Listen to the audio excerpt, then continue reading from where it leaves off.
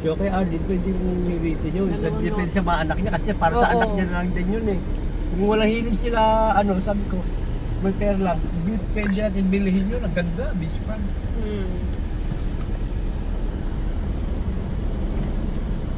Hindi po lang ba yan, maganda doon sa may dulo doon. May beach yun, medyo.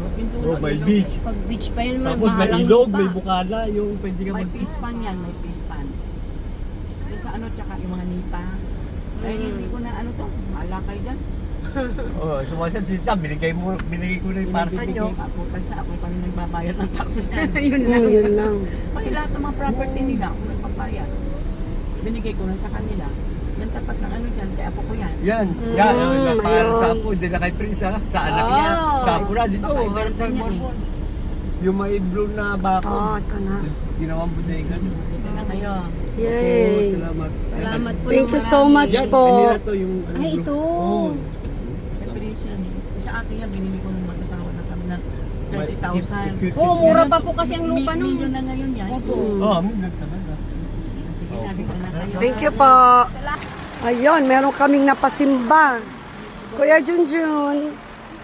Ayan, kailan ang binyag? O pumili ka sa mga red na nakikita mo sa kalendaryo. Promise, pa nag-asawa ako, doon ako. Lipat na ako. Maganda dito, Kuya Jun. Mahikayat ko rin yung isa. Okay yan, madali lang.